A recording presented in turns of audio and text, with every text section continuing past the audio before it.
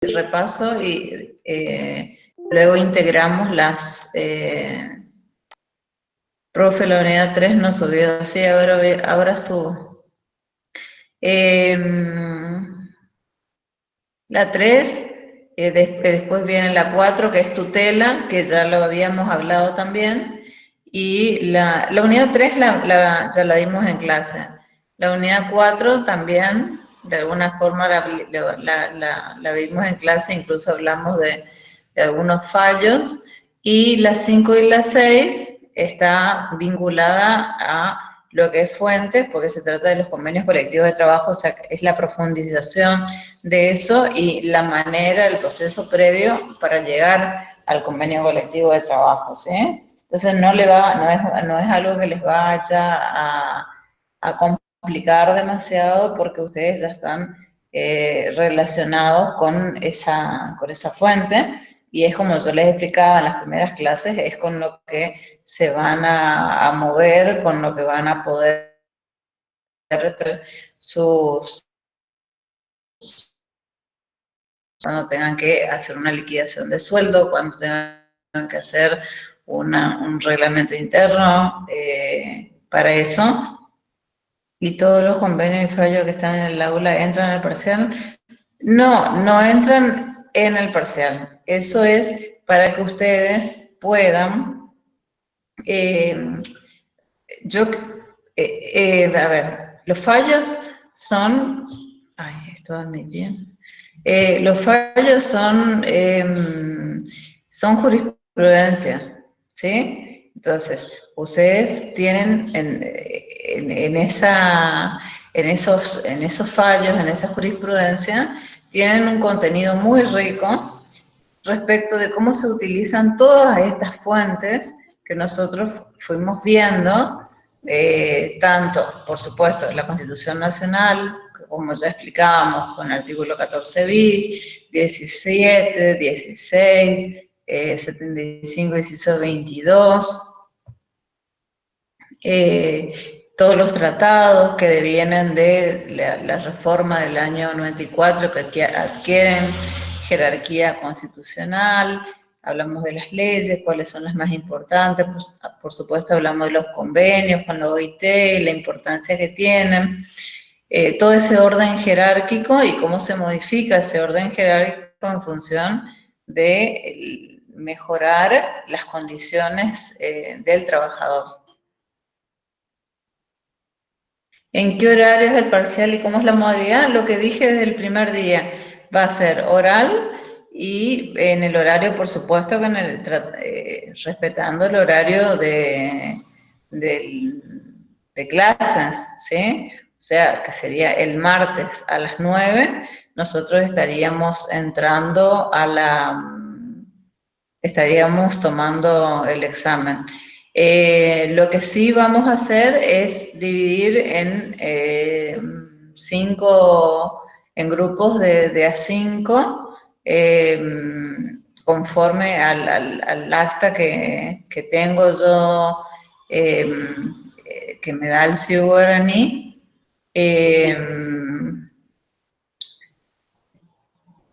para que vayan ingresando recién en ese orden, por orden alfabético, excepto que alguien tenga la urgencia de rendir ya, ¿sí? Entonces me avisan y pueden, en todo caso me avisan hoy, y yo ya tengo tengo anotado como prioridad para que rindan. Si nosotros no terminamos, esto ya está conversado desde que organizamos la planificación de la materia, si no se termina para el horario de finalización de la clase teórica, continúa el día posterior en la clase práctica. ¿Se entendió? Esto quiero que quede claro. Quitar esa lista de alumnos, porque no tenemos nosotros listado a todos nuestros compañeros, entonces no sabemos el orden, por así decirlo. Ustedes no saben. O los grupos, va a publicarlos. ¿Ustedes no tienen acceso al CIU? De todo el listado de alumnos de la cátedra, no. ¿No? Que yo sepa al menos, no. No sé si alguien sabe. Parece que no. Bueno, voy a entrar y espero que me aparezca por orden alfabético, así podemos hacer un poco más organizado. De a 5 vamos a ir entrando. Entonces, por ejemplo, de 9 a 9:15, 9:20, entra 9:15, entran 5. Lo que sí respeten los horarios en el sentido de que si no están, van a tener ausentes, ¿sí?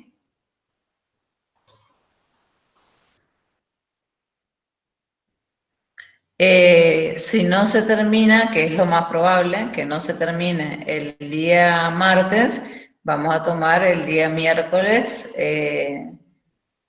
vamos a continuar el día miércoles, ¿sí?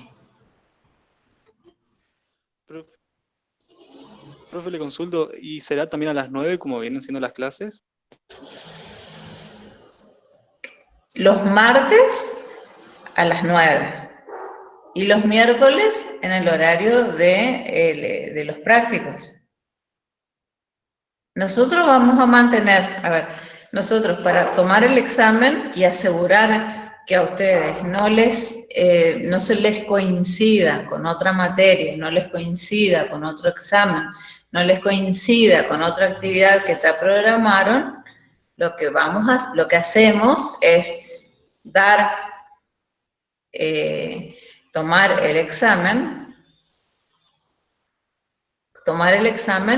en el horario habitual de la materia, ya sea teórica como práctica. Como son muchos, en realidad yo ni siquiera sé cuántos son, porque parece que hay muchos que están condicionales.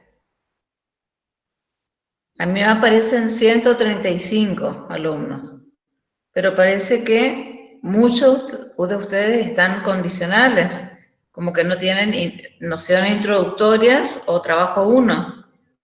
Y de esta manera no podrían estar cursando la materia, ¿sí? Pero están como condicionales, entonces no tengo la lista, ni siquiera la lista definitiva. A mí me gustaría, si pudiese, a ver, ¿quién está en situación? Yo supongo que la mayoría de ustedes están en situación de regularidad, ¿no? De poder rendir el examen. Profe, Sí. yo estoy de manera condicional, pero necesito, o sea, rendí el examen de Derecho 1 como libre y quedé regular sería, pero figura como condicional. Y ahora en mayo tendría que rendir el oral para sacar la materia. Pero sería condicional, ¿no? Claro, pero si vos no tenés derecho 2, si vos no tenés derecho 1, no podés rendir un examen parcial de derecho 2. Sí, pero bueno, en el CIU parece que estoy inscrito y necesitaría rendir nomás la parte oral de Derecho 1. O sea, yo estoy como regular en Derecho 1, sería. ¿Vos estás como regular en derecho 1?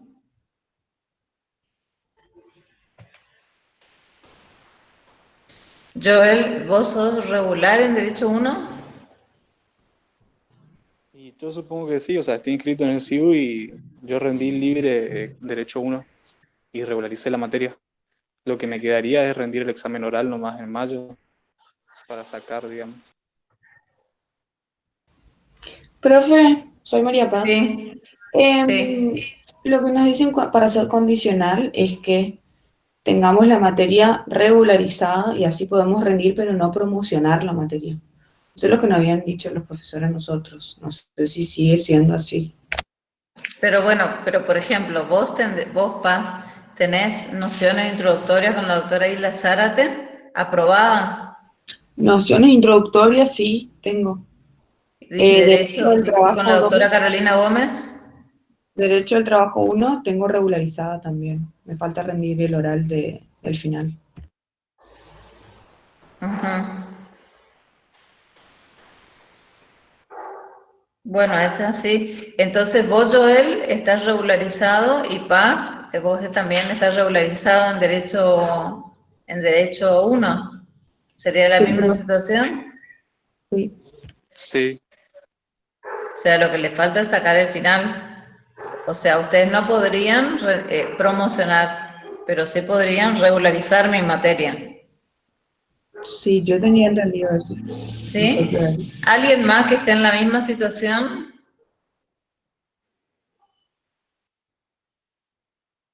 ¿Hay otros alumnos que estén en la misma situación? Porque supongamos Buen que día, Joel profe. se saca 10 en el primero, 10 en el segundo, y yo te voy a cargar como promocionado si no sé que vos estás regularizando derecho 1, ¿me entendés? Profe, buen día. Entonces yo tengo que saber la situación de cada uno. Sí, Iván. Profe, buen día, ¿qué tal? Para el tema aclarar, el tema de los condicionantes son para aquellos alumnos que todavía no regularizaron, en este caso Derecho 1. Esos serían los condicionantes que tendrían plazo hasta mayo. El caso de los más chicos de Noel y Paz, ellos están regulares y como está diciendo usted, Claro, ellos están regulares, eso es la situación que se nos presenta, pero nos daban planillas por separadas, regulares, claro, promocionales, algunos en la presencialidad. Ahora, condicional, por eso estoy preguntando, ¿qué es lo que ustedes entienden por condicional? Entonces, por exacto, ejemplo, sí. condicional sería que no tengan derecho uno, algo así. Claro, exacto. Le Y faltaría vos, aprobar la mesa escrita y oral. Escrita en todo caso para quedar regular y escrita oral. para que es regular, porque pues, si no sería el Perdón. caso de Joel. Sí. Iván, ¿vos tenés regularizada la materia de Derecho 1? Yo sí, yo también estoy en la misma condición que Joel. Me faltaría la parte oral para sacar la materia de Derecho 1. Que en este caso, si yo no la saco Derecho 1 hasta junio, en caso de que yo saque la nota para promocional, me queda regularizar la materia nomás, en este caso. Claro. ¿Quién más, Gonzalo? Gonzalo, vos tenés levantada la mano. Decime, a ver.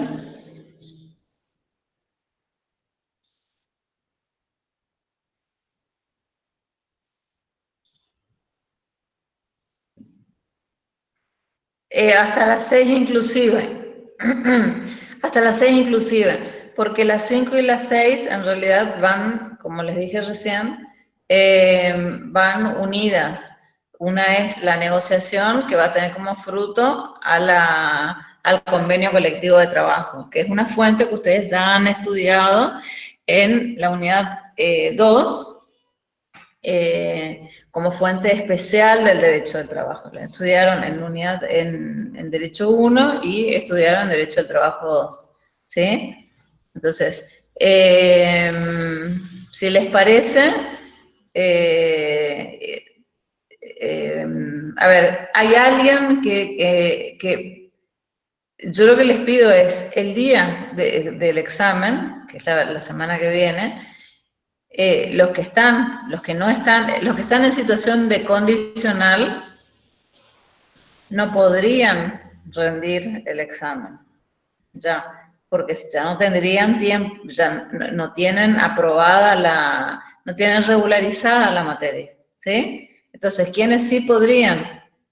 Excepto que ustedes me digan, no, administrativamente nos dijeron tal cosa, y yo averiguo y sea como ustedes digan, hasta ahora yo lo que entiendo y cómo me manejé estos 15 años que estuve en la carrera es el que regulariza, como Joel, como Paz, como no sé si Rodrigo, ya sea, tiene aprobado, para eso tiene que tener aprobado con la doctora Zárate y regularizado o promocionado, aprobado con la doctora Carolina Gómez.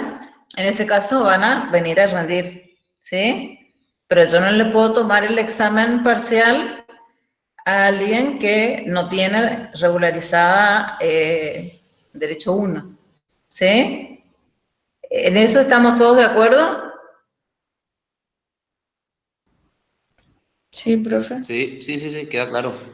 Quedó claro, ¿no? Bueno, o sea que todos estos 135 personas están en condiciones de rendir, que me parecen a mí, están en condiciones de rendir el examen. Bueno, entonces vamos a utilizar... No, profe, yo no. ¿Cómo? Gianluca, Que no, profe, vos no. sí, exacto, yo todavía no pude regularizar, de hecho, uno sería. Bueno, entonces, por ejemplo, Profe, vos no... Sí, disculpe. sí. Tengo entendido de que si uno es condicional, la persona podría rendir ahora justamente el primer parcial, pero más allá de eso, de que rinde o no, en mayo sí o sí tendría que sacar su mesa o sea, debería quedar como regular en la mesa de Derecho 1, como ser el caso de Gianluca. De ahí, si saca la materia, queda como regular, ahí podría rendir el segundo parcial, pero si no la saca, ya queda libre. Tengo entendido así, al menos. Vamos, para terminar, digamos, el debate, yo voy a averiguar por mi parte con la jefa de alumnado y con la directora de la carrera. Ellas me van a ilustrar mejor y yo les voy a comunicar por un correo electrónico, ¿sí? O de todas formas, ustedes pueden preguntar en la parte administrativa, en alumnado, cuál es la situación, ¿sí? A mí me parece que en principio no podrían rendir porque no tienen la materia, la correlativa. Pero si ustedes dicen que podrían rendir, voy a preguntar a la directora de la carrera y voy a preguntar en alumnado y ellos me van a poder dar una más certera, un conocimiento más certero respecto de esto. Bien. Sí, profe, yo por eso, disculpa, Sí. tenía entendido eso lo que dijo Dimas recién, y bueno, yo de igual forma voy a mandar un mensaje a la cátedra y para avisar de mi situación. Yo creo que hay algunos chicos que están en la misma, pero yo particularmente voy a avisar para que esté todo en orden, ¿no? Uh-huh. Eso me gustaría, si ustedes pueden mandar un mensaje avisando todos los que están en esta situación, que no tienen aprobado derecho, no tienen regularizado, sería la palabra exacta, regularizado derecho al trabajo 1, ¿sí? Porque serían los que no podrían rendir según el régimen anterior, por lo menos que regía. Ahora, de todas formas, ya les digo, yo voy a averiguar, voy a preguntar, y de acuerdo a eso vamos a decidir, porque yo no les puedo tomar el examen y no puedo, no me puedo ver en la situación de tomarles el examen parcial a alguien que no está en condiciones, ¿sí? Entonces, yo necesito de la buena fe de ustedes, de que me avisen si están condicionales, o sea, si no tienen regularizada la materia. No es el caso de Paz, no es el caso de Joel, que tienen regularizada Derecho 1, sino es el caso de las personas, de los alumnos, que no tienen regularizada Derecho 1, ¿sí?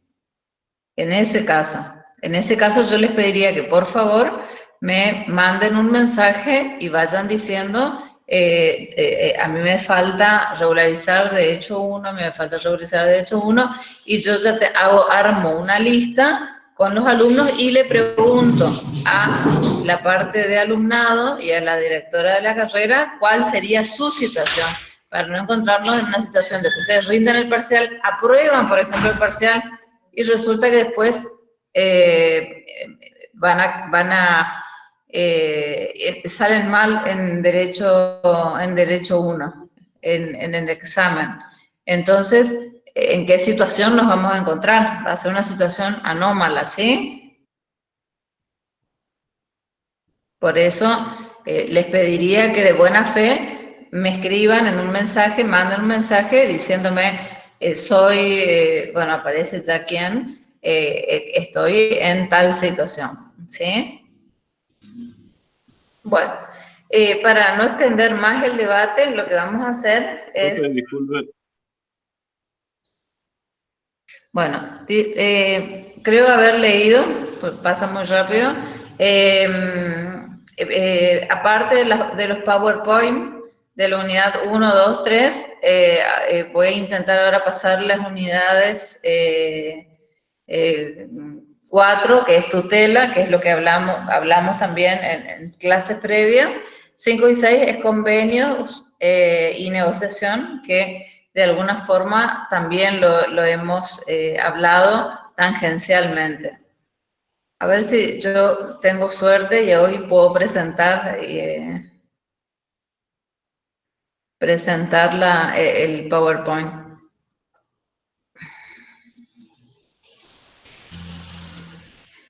Profe, buen día, ¿puedo preguntarle algo? Sí, decime. Recién dijo que entraba hasta la unidad 6, si no me equivoco. 6 ¿Está bien? inclusive. Sí, 6 inclusive. Le pregunto, hasta la semana antepasada tenía entendido que se dio la unidad 2, ¿o estoy errado? La unidad 2. Lo que pasa es que ustedes, esta es una materia que todo está entrelazado. Lo que yo di de unidad 1 y de unidad 2, lo que le di en la primera clase, se va a volver a repetir en esto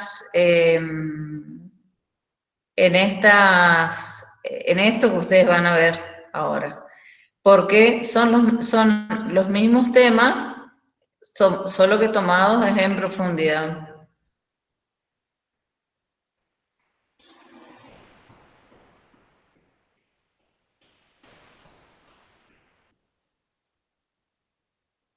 Ok, gracias, profe. A ver ahí. Profe, no sé si es a mí nomás, ¿Sí? o a mis compañeros pasa lo mismo, de que no tengo en el aula, no me aparece ningún power ni nada de eso. Y debe Sí, a mí ser tu también, caso, profe. ¿no? Debe ser tu caso porque yo desoculté todo eso. Hola, profe, buen día. Yo Ustedes, también quería consultarle por eso, los power de unidad 3, 4, 5, va, que Joel escribió en el chat, pero no sé en qué parte están esos PowerPoint o bibliografía, por lo menos, de esas unidades. la bibliografía las tendrían que conseguir ustedes, e ir buscando más que nada en la legislación que está vigente y apoyarse en la jurisprudencia. Los PowerPoint yo los tengo hechos y los puedo subir hoy. Buenos días, profe. Disculpe, justamente se lo iba a consultar también, porque Sí. en el aula figuran PowerPoint, pero figura el de la unidad 1 y de la unidad 2. El resto de las unidades no figuran. Sí figuran después los convenios y las leyes, pero no sé si nos podría decir qué convenios, qué leyes o qué jurisprudencia ir utilizando o ir leyendo para estudiar. Claro, lo que yo les fui diciendo durante la clase, las clases previas, eran la jurisprudencia de la unidad de Álvarez contra Cencosud, no sé si se acuerdan, que vinculábamos con el derecho de igualdad de las partes, que eran un grupo de trabajadores que quedaron fuera del convenio de comercio y que posteriormente a esto, entonces deciden armar un sindicato y ese sindicato adquiere la personería jurídica como lo pide el artículo 14 bis y exige un incremento salarial. El gerente de Cencosud les pide entonces la nómina de la comisión interna y luego de la comisión interna, llega el despido para todos los trabajadores de la comisión interna. Entonces, lo que hace Álvarez con sus compañeros es plantear un amparo y pedir, a través también de todos los tratados, los convenios, también el de la ley antidiscriminatoria. ¿Por qué? Porque era evidente que estaban discriminando por una cuestión sindical, ¿sí? Entonces, por eso está esa jurisprudencia que es Álvarez contra Cencosud, que se vincula con el principio de igualdad entre las partes, prohibición de hacer discriminaciones de derecho individual, y además se vincula con sindical porque hubo una discriminación sindical que da la opción, esa ley antisindical, la 23.592, da la opción de pedir todas las indemnizaciones más agravadas o volver al estado actual como si no hubiese pasado nada y volver al cargo que tenían, ¿sí? Y eso es lo que sucedió en Álvarez contra Cencosud, ¿sí? Por eso está esa jurisprudencia. Con respecto a lo otro, terminamos la clase y yo te subo las filminas que me están pidiendo, ¿sí? Continuamos. Nosotros de Hola, esto ya profe. hablamos. Sí. Entonces, hoy vamos a dar las últimas 4 unidades que nos quedan. Para el Nosotros parcial. ya hablamos de esto. Nos damos las últimas 4 unidades que nos quedan. Nosotros de todas estas unidades ya hemos hablado previamente, ¿sí? Si ustedes quieren tomar como que cada clase dan una unidad, lo pueden hacer, pero nosotros no damos las clases como si fuesen como si fuese que un día yo te explico matemáticas, otro día yo te explico lengua y otro día te explico sociales. Esta es una asignatura que se estudia transversalmente. Entonces yo no te puedo explicar derecho colectivo del trabajo si no te explico qué es un sindicato. Y fíjate que en la unidad 3 es sindicatos, ¿sí? Entonces yo en la unidad 1 yo ya te hablé de qué era el sindicato. Ahora cuando vayamos avanzando te vas a dar cuenta de lo que te estoy diciendo. Si estuviste en las clases anteriores, ¿sí? Sí, profe, gracias. Bueno, ¿se ve? ¿Se ve la pantalla? Sí, profe. Bueno, aprendí por fin. Entonces, esta unidad 3 habla de sindicatos. ¿Qué son los sindicatos? Ustedes ya saben que es la parte, es una de las partes esenciales del derecho colectivo del trabajo, ¿sí? Nosotros cuando hablábamos de derecho colectivo del trabajo decíamos que estaba constituido por una organización sindical o una organización profesional de trabajadores o un sindicato y por otro lado un empleador, un grupo de empleadores, una cámara empresarial y el Estado. ¿Recuerdan eso, no? Todo eso era el derecho colectivo. Los sujetos entonces eran los 3. Este es uno de los sujetos. Y acá lo que vamos a ver es cuál es el concepto. Les puedo preguntar, bueno, dígame señorita Paz, porque recuerdo el nombre nada más. ¿Cuál es el concepto que tiene de sindicato?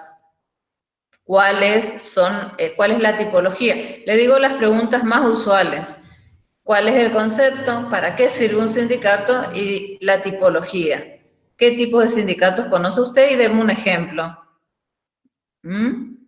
¿Qué es el sistema de unidad sindical y de pluralidad sindical? Que ya hablamos también de esto.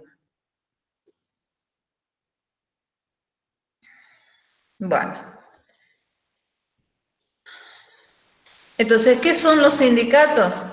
Dijimos que eran organizaciones con carácter de permanencia, porque tienen carácter de voluntad de permanencia en el tiempo, de vocación de permanencia en el tiempo, de autonomía, es decir, que se rigen por sus propias normas, ¿sí? Crean sus propias normas, que son sus estatutos.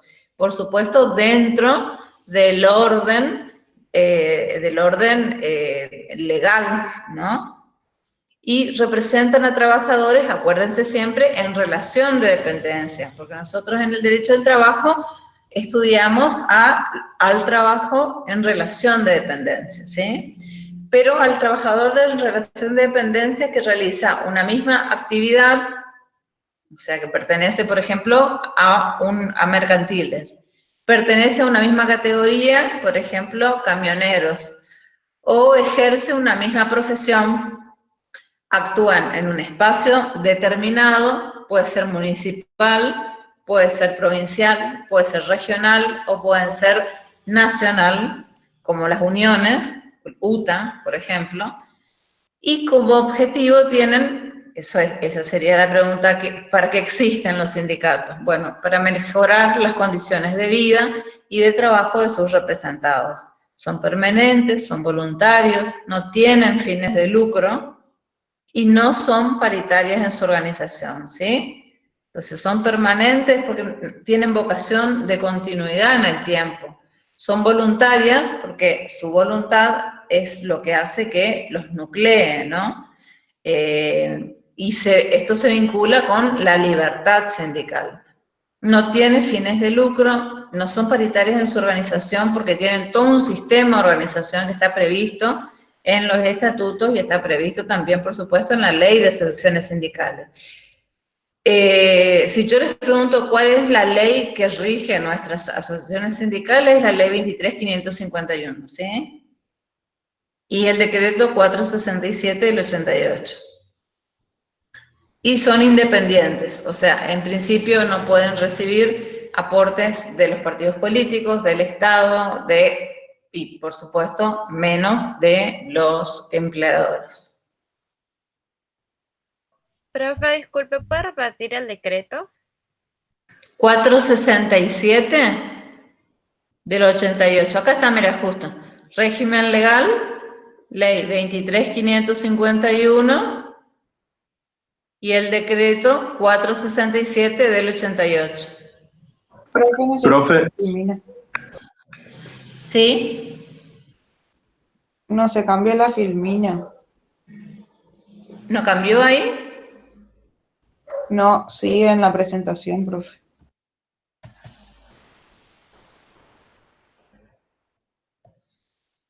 A ver. ¿Ahí se cambió? No. No, profe. A mí no se me cambió. ¿Ahí? Tiene que seleccionar y tiene que quedar remarcado con naranja. Está marcado con naranja. Está marcado con naranja. Sí, pero esa es la primer filmina la que está marcada con, o eso No, al no, menos lo que anotó, pero no figura. No, la que está marcada con naranja es, alguien lee tipo a ver, alguien lee régimen legal de la ley 23.551. No, profe. No, profe, no cambió la filmina desde que comenzó. Iván fue el único que dijo que sí se cambió. por ahí, profe, puedes activar y poner de nuevo para que se refresque.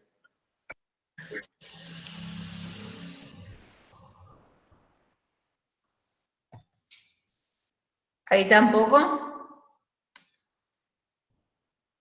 No, profe. No, no. No, bueno. Dejo de compartir. A ver qué pasa. Y ahí puede probar de nuevo, profe, capaz que se refresca cuando usted dejó de compartir.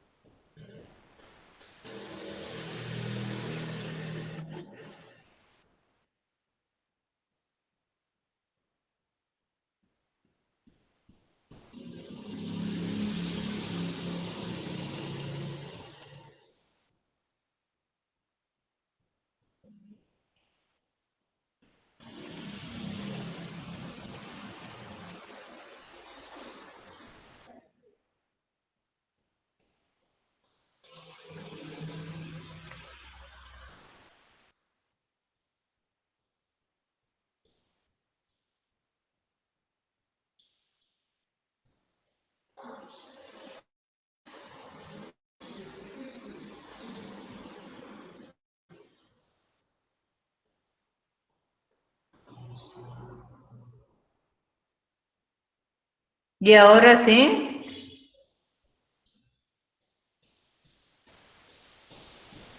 No, profe, no se compartió ni la pantalla. Si no, Bueno. profe, siga nomás dando la clase y después usted sube los PowerPoint. Sí, profe, eso no hay problema.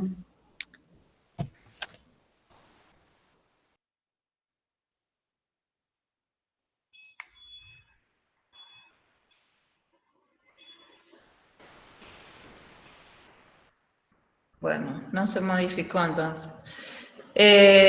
Bueno, entonces el régimen legal es lo que me preguntaban recién, la ley 23. Esto que yo estoy hablando está con algunos comentarios que yo voy haciendo al margen, están en las filminas. Así que ustedes podrían tomar nota de algunos ejemplos o de algunas cosas, pero están en los PowerPoint, ¿sí? Entonces, el régimen legal, si yo les consulto cuál es nuestro régimen legal, es de la Ley de Asociaciones Sindicales, la 23.551, y el decreto 467 del 88, que es el que va a reglamentar esta ley, y es la que dijimos en las clases anteriores que había sido declarada inconstitucional en algún punto. Por eso también les había subido el fallo ATE, el fallo AT1, ¿sí?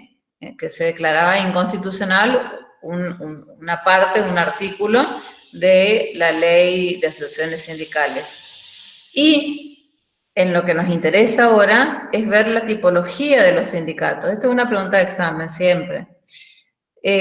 Los tipos de sindicatos que están previstos en el artículo 10 de la Ley de Asociaciones Sindicales son los sindicatos de actividad, yo creo que de esto ya hablamos, nuclearan los trabajadores que prestan servicios para empleadores que realizan una actividad determinada. Entonces, ¿qué nos vamos a fijar? ¿Qué servicio presta el empleador? ¿Sí? Y allí aparecen, por ejemplo, los mercantiles, entonces los comercios,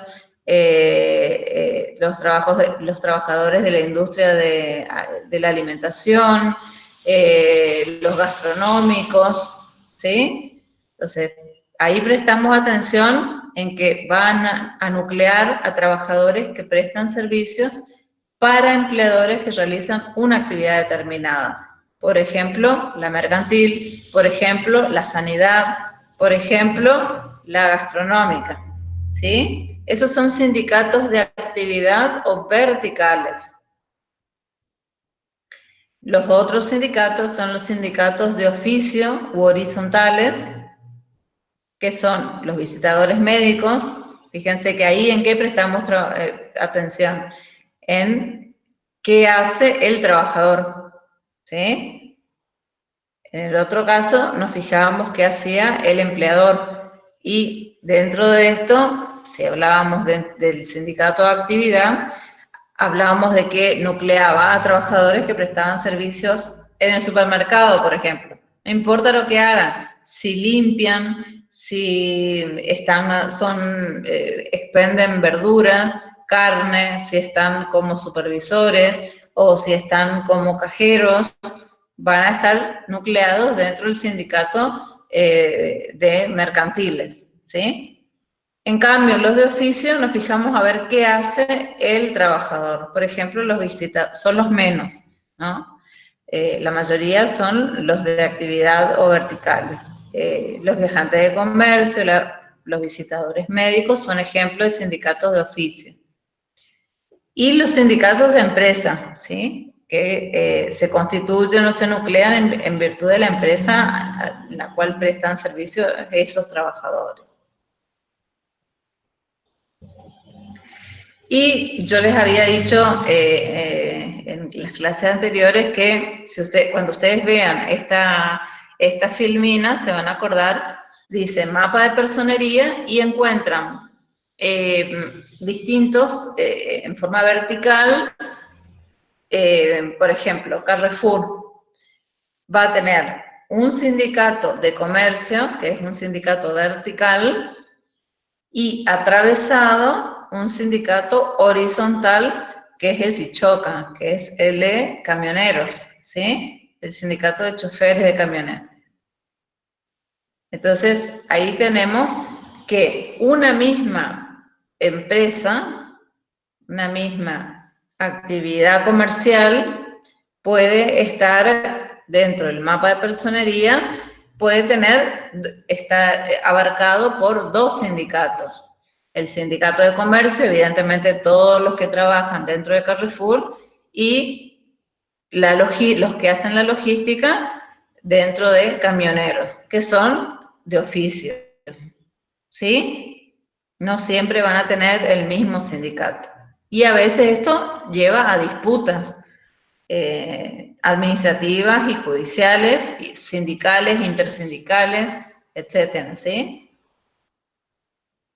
Eso lo vamos a ver en conflictos, pero no entra en el parcial. Otro tipo de sindicatos, pero ya en función del grado. Esto ya es artículo 11 de la Ley de Asociaciones Sindicales. Tenemos los sindicatos de primer grado, que si ustedes se imaginan una pirámide, bueno, vamos a tener los de primer grado, la UOM, por ejemplo, la Unión Obrera. Después tenemos la UOCRA,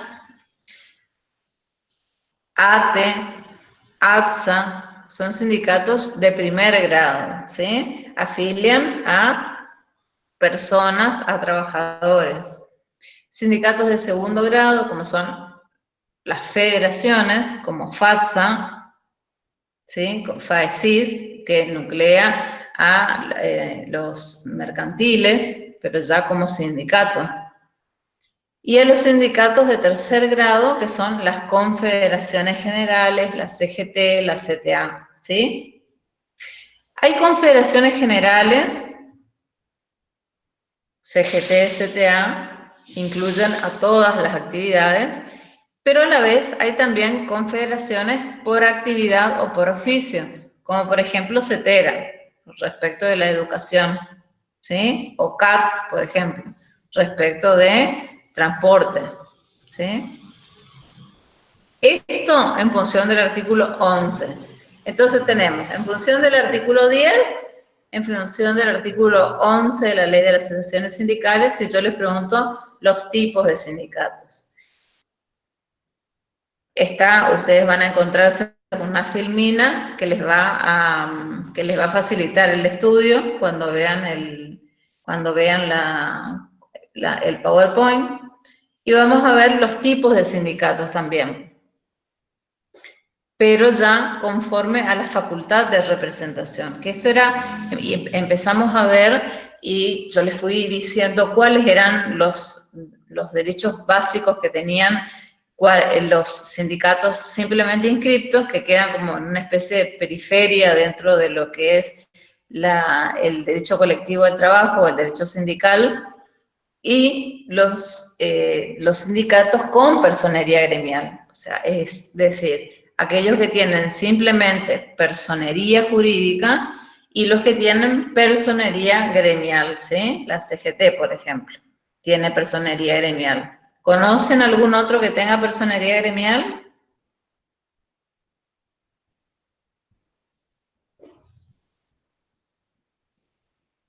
Bueno, por eso yo insisto siempre en que nosotros no se olviden que tenemos un sistema en el ámbito privado de unicidad sindical o unicidad promocionada por el Estado, ¿sí? Hay un sindicato con personería gremial, solo a uno se le entiende, que tiene la mayoría de los derechos exclusivos sindicales, como por ejemplo, la representación colectiva de los trabajadores, la concertación de convenios colectivos de trabajo, la negociación de convenios colectivos de trabajo, la estabilidad de los representantes sindicales, esto es la tutela sindical, ¿sí?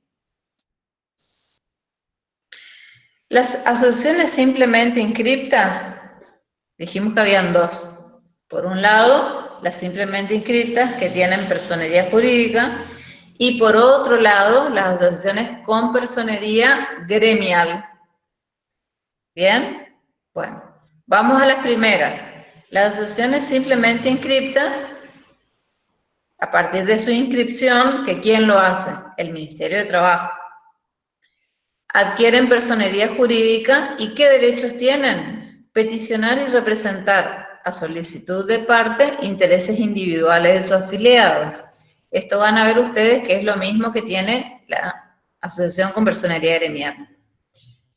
Lo que está en negrita, para que ustedes entiendan después, si quieren hacer un apunte, lo que está en negrita en esta filmina es porque es lo que yo destaco para que ustedes puedan establecer las diferencias con las asociaciones con personería gremial. Por ejemplo, en el inciso B, representar los intereses colectivos, pero solamente cuando no hubiera en la misma categoría asociación con personería gremial, ¿sí? Entonces tienen esa posibilidad, pero es subsidiaria, es solo cuando no haya una asociación con personería gremial. Promover la formación de sociedades cooperativas y mutuales, perfeccionamiento de la legislación laboral, etcétera.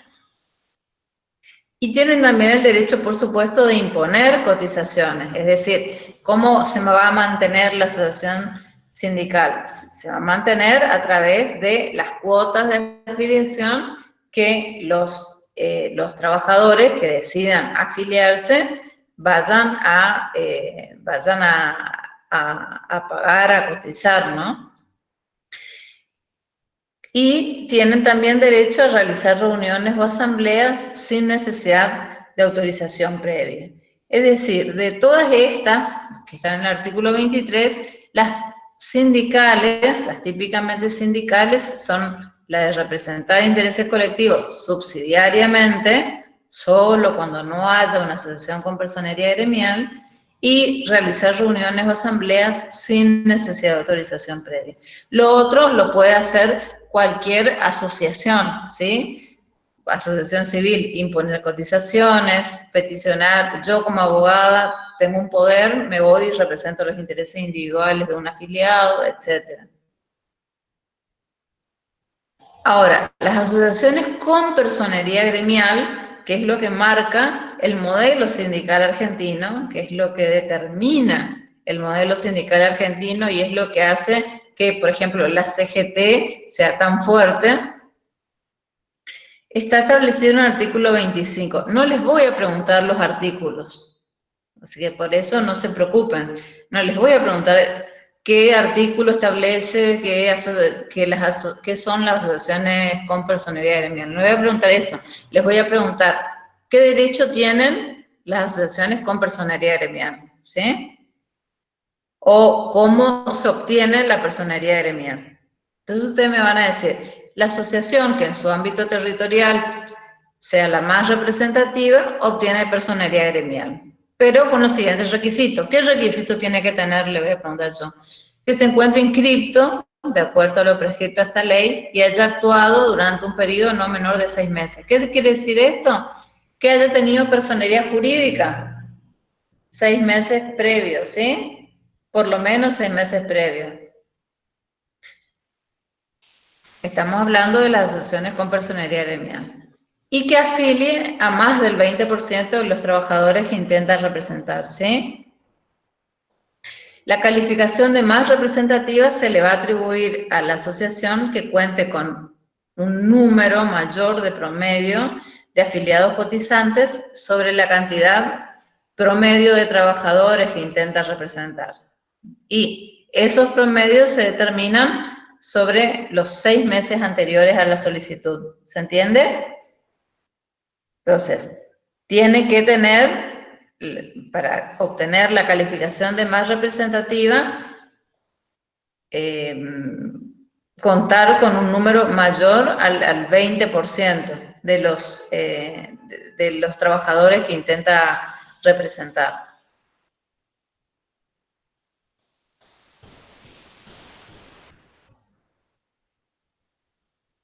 ¿Cuáles son ya los derechos exclusivos de la asociación con personería gremial? Defender y representar, y ahí pueden fijarse la diferencia con las asociaciones con personería jurídica. Defender y representar ante el Estado y ante los empleadores los intereses individuales y colectivos de los trabajadores. Fíjense, individuales como colectivos, ¿sí? Participar en instituciones de planificación y control, Intervenir en las negociaciones colectivas, que esto no lo pueden hacer las asociaciones con personería, con simple personería jurídica. Colaborar con el Estado en el estudio y solución de problemas de los trabajadores. Constituir patrimonios de afectación que tienen los mismos derechos que las cooperativas y mutuales. Administrar sus propias obras sociales, que esa es una de las más importantes,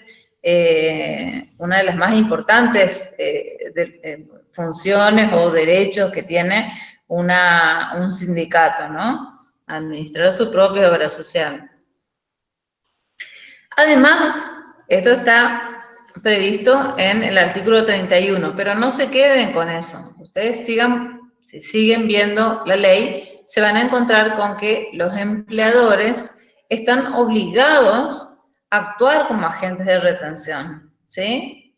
¿Esto qué significa? Que las contribuciones, los aportes, las contribuciones de los trabajadores, las cuotas sindicales de los trabajadores, los van a retener directamente el empleador y luego lo deposita en la caja del sindicato.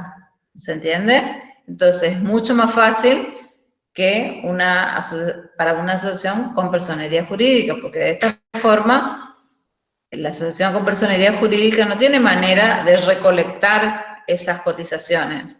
Lo hace con la buena fe y la buena voluntad que puedan llegar a tener los afiliados.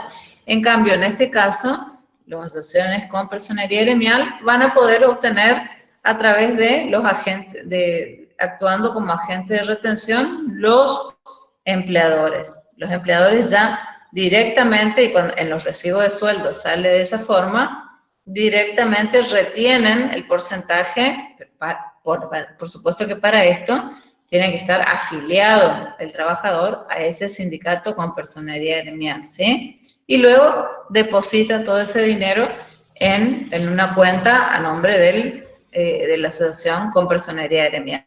Entonces le facilita en la parte patrimonial a la asociación sindical esa facultad de retener esa facultad de retener que no lo tiene la asociación con personería jurídica. Los actos y los bienes de las asociaciones sindicales con personería gremial destinados al ejercicio de las funciones propias de esta están exentos de gravamen, contribución o impuesto. Es decir, por ejemplo, tienen una casa sindical, un lugar sindical donde atienden a sus afiliados y entonces no pagarán impuestos, tasas ni tributos por ese edificio, ¿no? Porque están exentos de gravamen, contribución o impuesto. Entonces, fíjense las diferencias que hay con el otro tipo de asociación, que es la de personería jurídica. Otros derechos, quien esté afiliado a la asociación sindical con personería gremial y ser elegido en los comicios convocados por esto, puede ejercer las funciones de delegado de personal. Entonces, para ser delegado de personal se requiere estar afiliado a la asociación sindical con personería gremial y además ser elegido en comicios convocados por esta, ¿sí?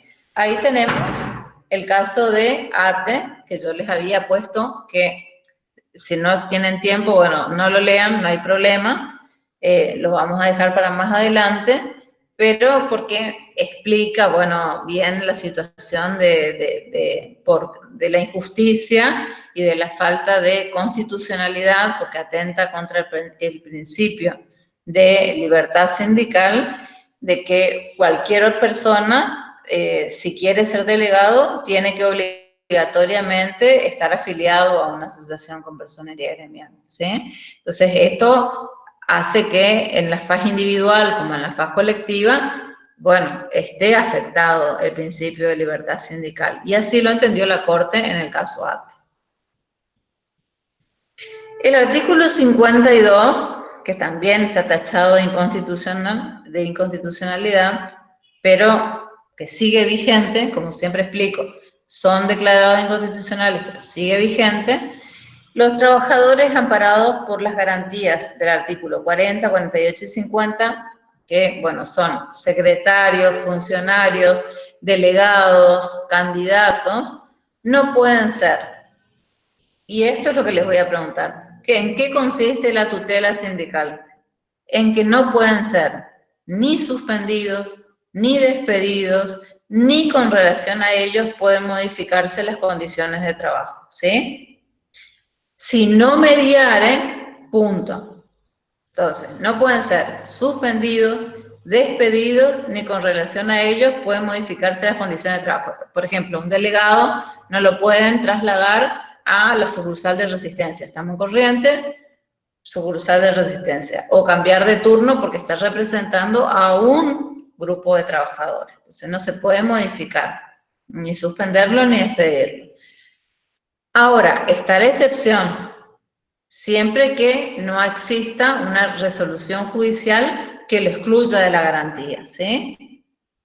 Tiene que haber una resolución judicial previa que los excluya de la garantía.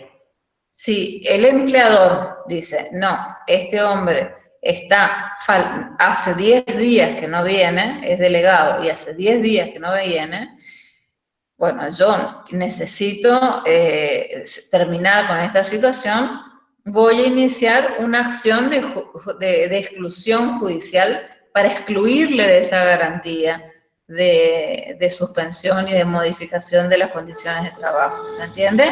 Pero si no lo hace, no es válido ni la suspensión, ni el despido, ni la modificación de condiciones de trabajo. Entonces, puede suspender, despedir o modificar sus condiciones, sí, siempre que exista resolución judicial que lo excluya la garantía. Si no hace esa exclusión de garantía ante el juez, no es válido. No es válido. Ahora se nos presenta la pregunta de, ¿se puede desplazar? Porque vimos que tienen tantos derechos las asociaciones con personería gremial y tan poquitos las asociaciones con personería jurídica, que decimos, bueno, ¿se puede desplazar? ¿Hay una posibilidad de desplazamiento? Sí, hay una posibilidad que establece la ley. El sistema legal argentino no permite que la personería gremial sea compartida. Eso ya dijimos, ¿no? Por eso tenemos un sistema de unidad sindical. Pero sí existe la posibilidad de desplazamiento de personería gremial. En caso de que exista una asociación sindical y le quiera disputar y decir, no, yo quiero tener todos esos derechos exclusivos que tiene la asociación con personería gremial, dice la ley que solo se puede conceder la misma personería a otra asociación en tanto que la cantidad de afiliados cotizantes de la peticionante durante un periodo mínimo, siempre acuérdense de los 6 meses, de 6 meses anteriores a su presentación, fuere considerablemente superior a la de la asociación con personería. Lo que le pide la ley en el artículo 28 es que sea considerablemente superior la cantidad de afiliados que tengan. Imagínense que es muy difícil para una asociación con personería jurídica que no tiene todos los derechos, que no le puede dar todas esas facultades a sus trabajadores, a sus afiliados, obtener la más cantidad de afiliados. Pero no contento con esto, se pide en el decreto 467 del 88 que ese considerablemente superior sea del 10% más. O sea que además de tener la misma cantidad de afiliados, tiene que tener un 10% más de afiliados. Por lo tanto, se torna prácticamente imposible el desplazamiento de la personería gremial. Por eso es que se van enquistando y siempre vamos hablando de los mismos sindicatos con personería gremial. No hay como una modificación, como una depuración. ¿sí? Con respecto al régimen interno de las asociaciones sindicales, ¿cómo es que se manifiestan?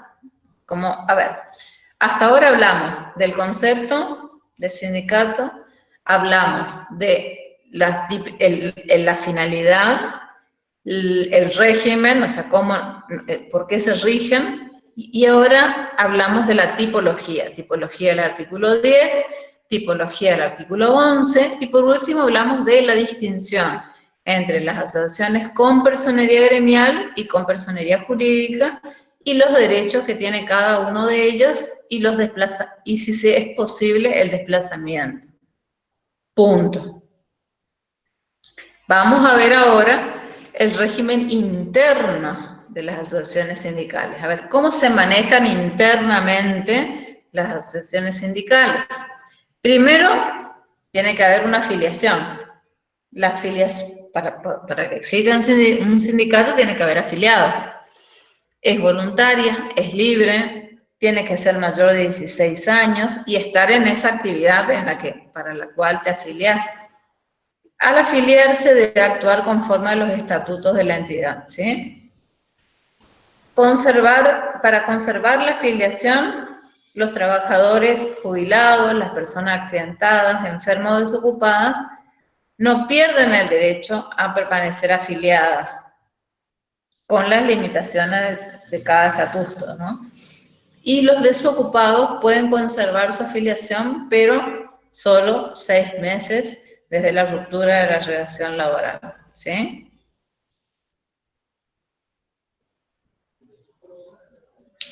Con respecto a la desafiliación, debe presentar la renuncia a la asociación sindical por escrito. Generalmente, cuando me preguntan a mí, bueno, hacerlo por carta documento, para que sea un modo fehaciente, ¿no?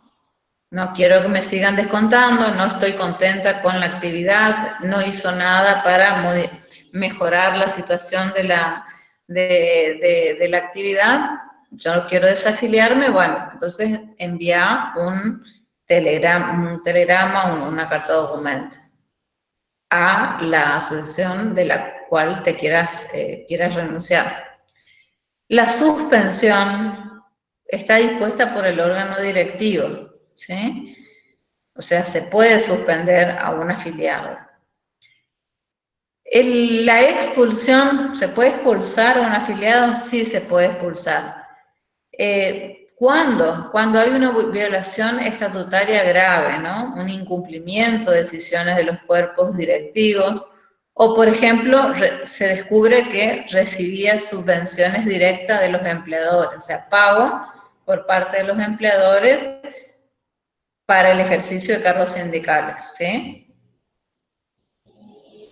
O haber cometido delitos graves contra la asociación sindical, ¿sí? También se puede cancelar directamente la asociación, se puede cancelar, ¿por qué motivo se puede cancelar la afiliación? Por cesar en el desempeño de la actividad, oficio o profesión, es decir, ya no se desempeña más en esa actividad, oficio, profesión o categoría, o porque tiene mora en el pago de cuotas, que sería extraño porque es justamente el empleador el que retiene en las asociaciones con personería gremial. ¿Qué obligaciones tienen los sindicatos? Tener un estatuto, que es lo que les he explicado, que es la norma interna que tienen los sindicatos, ¿no? Tener la integración de órganos directivos, son los que dirigen el sindicato, y presentar memoria, balance y nómina de afiliados, ¿sí? Tienen que, al cerrar el ejercicio, cierra el ejercicio 2021, presentar copia autenticada de la memoria, balance y nómina de afiliados ante el Ministerio de Trabajo. La convocatoria de las elecciones para la renovación de sus órganos tiene que estar hecha en los plazos estatutarios con conocimiento del empleador, con conocimiento de la asociación, de la autoridad administrativa del trabajo. Y llevar los libros de contabilidad, registros de afiliados, a efectos de su rubricación, ¿sí? Entonces, esas son básicamente las obligaciones de los sindicatos, que tienen la mayoría de las asociaciones, ¿no? De cualquier otra asociación civil me refiero, o comercial. ¿Qué son los estatutos? Esto que estábamos hablando, un conjunto de normas fundadas por el órgano directivo. A esas normas deben ajustarse las acciones y decisiones de la vida asociacional. Son generales porque son para todos, son permanentes, duran en el tiempo, pero se pueden modificar. Son reglamentarios, reglamentan normas que ya están previstas, y son imperativos, son de cumplimiento imperativo. Tienen que ser cumplidos y no puede tener una sanción el afiliado, o el directivo, o el sindicalista. Los estatutos tienen que contener, bueno, ¿qué tienen que contener los estatutos? Anoten eso. Hola, ¿me escuchan? Yo a veces no sé si estoy sola. ¿Me escuchan? Sí. Bueno, ¿qué deben contener los estatutos? Esto no les voy a preguntar, porque es muy teórico y se van a olvidar y pueden recurrir luego a esto porque es muy, muy técnico, y esto de qué deben contener, con que sepan qué son los estatutos, que son normas internas que regulan si son de oficio, de actividad, de empresa, a qué actividad representan, y que regulan, bueno, las cuestiones básicas de la asociación. Ya está. ¿Qué debe contener? Eso no les voy a pedir, ¿sí? ¿En qué artículo está eso que estaba diciendo recién? No lo que deben contener, sino lo anterior. ¿Qué son los estatutos? No está en ningún artículo en particular. Bueno, gracias. Entonces, ¿qué deben contener los estatutos? Vamos a pasar, ¿sí? Y pasamos entonces a cuáles son los organismos esenciales del sindicato. Porque dijimos que tenía un orden, una jerarquía al momento de conformarse. Tenemos un órgano de dirección o administración, que es la comisión directiva, y tenemos un órgano de deliberación. Entonces, un órgano de dirección y un órgano de deliberación, que son las asambleas y congresos, ¿sí? Órganos de dirección, comisión directiva y consejo directivo, y órganos de deliberación que tienen asambleas y congresos. Los órganos directivos están formados por 5 miembros, ¿sí? Y los mandatos no pueden exceder de 4 años, pero pueden ser reelegidos. O sea, existe la reelección indefinida. Para esto se requiere mayoría de edad, estar afiliado y tener 2 años de antigüedad en la afiliación, y estar realizando la actividad durante 2 años.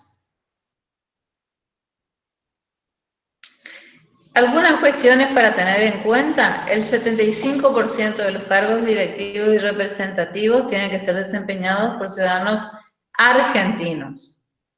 El 75% de los cargos directivos y representativos. La representación femenina en cargos electivos y representativos será de un mínimo de un 30%, cuando el número de mujeres alcance o supere ese porcentual, ¿sí?, sobre el total de los trabajadores. La representación femenina, entonces, es de un 30%. Hay un cupo femenino, a eso me refiero, que quiero que se les grabe, pero que está de acuerdo a la cantidad de trabajadoras que hayan en el establecimiento. Cuando la cantidad de trabajadores no alcanza el 30%, entonces no hay tantas mujeres que cubran los cargos en un 30% del total, el cupo para cubrir la participación femenina en las listas de candidatos será proporcional a la cantidad. Entonces va a ser proporcional. Asimismo, las listas que se presenten tienen que incluir mujeres en esos porcentuales mínimos, en lugares que posibiliten su elección, ¿sí? Tienen que incluir mujeres en los porcentuales mínimos como para que puedan llegar a tener un cargo, ¿sí? En lugares que posibiliten su elección, no como relleno, sino como posible delegada, posible secretaria, posible representante, ¿sí? Y esos son los órganos de dirección. Y con respecto a los de deliberación, son las asambleas y congresos, que se reúnen una vez en el año, en una sesión ordinaria, y en una sesión extraordinaria cuando lo convoque el órgano directivo. ¿Qué hacen los órganos de deliberación? Si es de deliberación, ustedes ya lo relacionan con una asamblea, ¿no? Con lo legislativo. Fijar criterios de actuación, considerar anteproyectos de convenciones colectivas de trabajo, fíjense, qué importante, aprobar y modificar los estatutos, pueden aprobar y modificar estatutos, memorias, dar mandato a delegados, fijar el monto de las cotizaciones ordinarias y extraordinarias de los afiliados. Fíjense qué importante. Pueden fijar la cantidad, o sea, el dinero que se le puede retener al trabajador como cotización ordinaria o extraordinaria. Esto se refiere a la parte patrimonial, ¿no? Estos son los órganos de deliberación, que son las asambleas y los congresos. Otra pregunta, eso casi nunca pregunto, pero esta pregunta siempre la hago. ¿Cuál es el patrimonio sindical? O sea, ¿cómo se mueve un sindicato? ¿Con qué? Decimos que patrimonio sindical es el conjunto de bienes que sirven para el cumplimiento de los fines de la asociación sindical. ¿Y cómo está constituido ese conjunto de bienes? Por cotizaciones ordinarias. Por cotizaciones ordinarias son aquellas que mes a mes le es retenida, si es una compersonería gremial, al trabajador porque está afiliado a ese sindicato. Las extraordinarias son aquellas que también le corresponden al afiliado, su pago, para el caso de que, por ejemplo, la asociación sindical cree una biblioteca, cree una guardería, o sea, un bien que los beneficie a los afiliados, ¿sí? Entonces, ordinarias y extraordinarias. Ahora, las que mayor problema nos llega a producir son las contribuciones de solidaridad, ¿sí? ¿Por qué? Porque estas afectan no a los trabajadores, no a los trabajadores afiliados, sino a los no afiliados. ¿En qué sentido? En que, por ejemplo, firman un convenio colectivo de trabajo, una paritaria, mejoran la situación de los trabajadores y lo que hacen es pedir que las contribuciones queda previsto en el convenio colectivo o en la paritaria que los trabajadores por un tiempo, los no afiliados, paguen una cierta suma de dinero como contribución porque haber realizado una gestión de negocios que los beneficie, ¿sí? Estas son las más discutidas porque las pagan, repito, los no afiliados.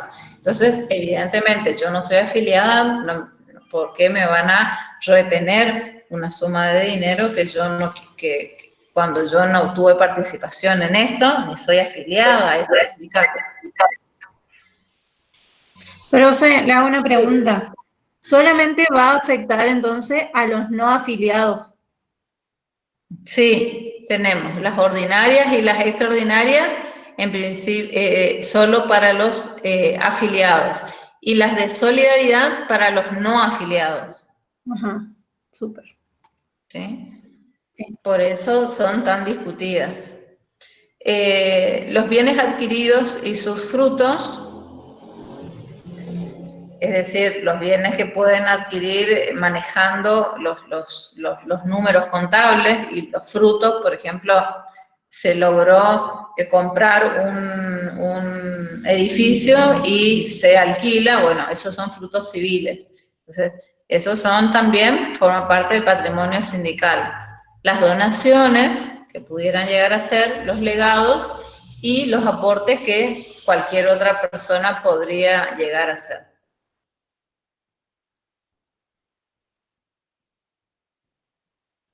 Nuestro modelo sindical argentino, les repito porque esto quiero que les quede claro, yo ya les expliqué esto, está previsto en el régimen constitucional, en el artículo 14 bis, 75 inciso 22, en la parte legal, en el régimen legal, por la ley 23.551 y el decreto 467 del 88.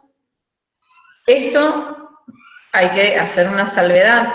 En el ámbito público está previsto el sistema de pluralidad sindical para el sector público, por el sistema por la resolución 255 del 2003 del Ministerio de Trabajo. Entonces, nosotros tenemos que hacer la disquisición entre ámbito privado y ámbito público. En el ámbito público, por eso ustedes ven la negociación entre muchos sindicatos que sean, por ejemplo, de docentes, ¿sí? En la mesa de negociación. En cambio, en el ámbito privado van a ver que solo va a estar representado por un sindicato en la negociación, ¿sí? Porque en el ámbito privado rige el sistema de unicidad sindical y en cambio en el ámbito público rige el sistema de pluralidad, el sistema de pluralidad sindical, ¿sí?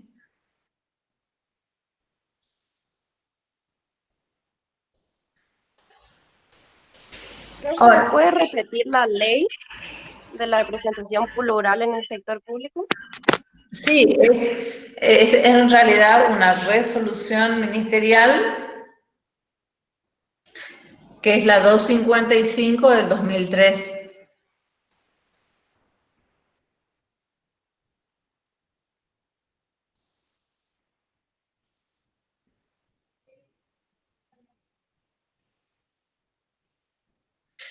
Ahora bien, ¿qué dice nuestra Constitución? Y ustedes ya lo saben esto. Habla de la organización sindical libre y democrática reconocida por una simple inscripción en un registro especial. Esto es lo que se hace cuando se otorga la personería jurídica. Pero de aquí también podemos sacar que surge el principio de libertad sindical y de democracia sindical, ¿sí? Y una de las funciones del Ministerio de Trabajo que es llevar esa inscripción. ¿Qué nos garantiza el artículo 14 bis a los gremios? Concertar convenios colectivos de trabajo, que es con lo que ustedes van a trabajar efectivamente cuando ejerzan su profesión. Recurrir a la conciliación y al arbitraje, que después vamos a ver. Y el derecho a huelga, ¿sí? Esos son, y la estabilidad de los representantes sindicales. Entonces, esto les voy a preguntar. Con respecto al derecho colectivo, ¿qué derecho regula el artículo 14 bis? Concertar convenios colectivos de trabajo, recurrir a la conciliación al arbitraje, la huelga y la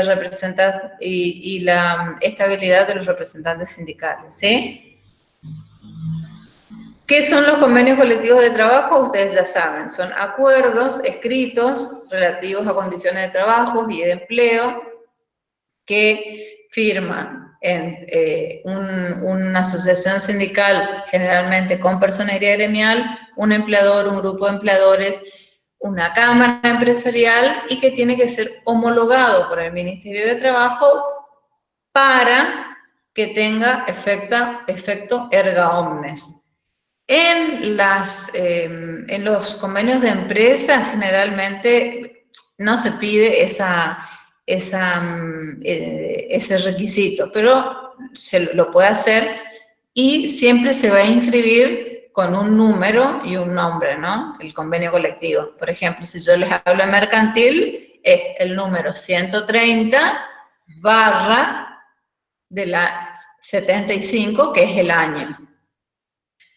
Recurrir a la conciliación al arbitraje, que es llegar, cuando hay un conflicto, llegar a una conciliación, llegar a un arbitraje. Pero esto es libre, es voluntario, ¿sí?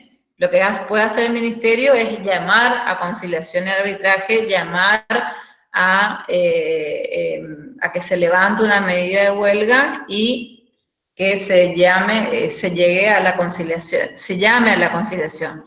No es obligatorio, aunque la ley se llama Ley de Conciliación Obligatoria, no es obligatoria la conciliación. Sí es obligatoria pasar por esa instancia y que durante esa instancia no se lleven a cabo medidas de acción directa. El derecho a huelga, que es que corresponde como sujeto, esto sí anótenlo bien. El derecho a huelga, después del caso Orellano, le corresponde como sujeto legitimado a todos los sindicatos, ya sea con personería jurídica o con personería gremial. Entonces, después de la causa Orellano del año del año 2016, la Corte determinó que el derecho a huelga, el sujeto legitimado para llamar a huelga es tanto el sindicato con personería gremial como el sindicato simplemente inscripto o con personería jurídica, ¿sí? No así, punto y aparte, no así un grupo cualquiera de trabajadores. Entonces, un grupo que no está organizado, que no tiene personería jurídica, no puede llamar a huelga. Pero cualquier otro sindicato, sí. Eso porque es la modificación y sus libros no están actualizados, no van a tener esa información. Y bueno, después tenemos la tutela del representante sindical, que sabemos que no puede ser despedido, suspendido ni modificado en sus condiciones de trabajo y empleo, excepto que haya una acción de exclusión de tutela por parte del empleador.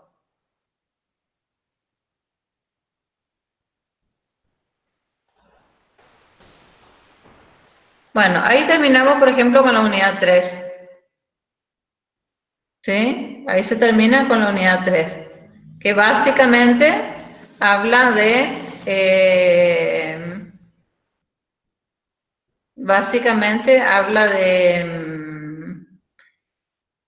admitir. Básicamente habla de todo lo que es sindicato, de todo su sistema interno, de su tipología, de su concepto, de sus derechos, y de cómo se va modificando y cómo lo llegamos a plantear con la Constitución, hacer paralelismo con la Constitución Nacional, ¿no? Y con la nueva jurisprudencia de Orellano, que establece un cambio fundamental respecto al derecho a huelga, que está previsto en el artículo 14 bis, que es un derecho fundamental previsto por el nuestra Constitución, pero que no puede ser llevado a cabo por un trabajador simplemente. Entonces, yo me declaro en huelga y hoy no trabajo. No, tiene que estar respaldado por toda una asociación sindical, ya sea conforme al último fallo de la Corte, tenga o no personería gremial. Antes estudiábamos que era solo el que tenía personería gremial. Hoy por hoy, con el cambio jurisprudencial, decimos que el sujeto legitimado es tanto la asociación con personería gremial como con personería jurídica. ¿Alguien me está levantando la mano? Justina. ¿no? No, profe, eso fue hoy ya. Ah, bueno.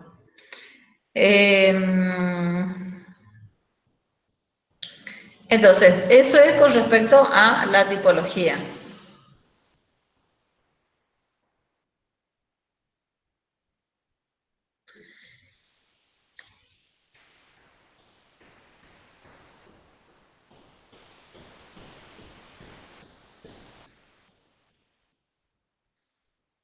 Eso es importante que estudien los derechos de cada uno, cómo se clasifican de acuerdo al artículo 10, al artículo 11, qué derechos tiene la que tiene personería gremial, la que tiene personería jurídica. Eso, esas son las preguntas como más típicas que se hacen.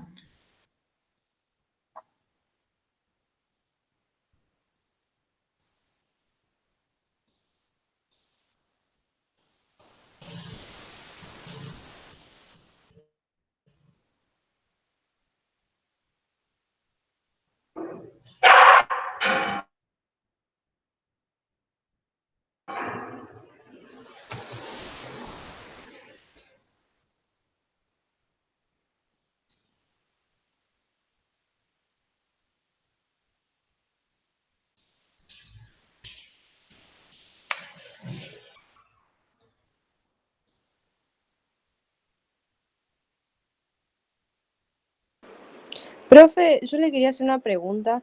El porcentaje que se le ¿Alguna retira a los duda? afiliados, ¿se me escucha? Hola. Ni me escucha eso. Profe. Parece se le colgó a Mica.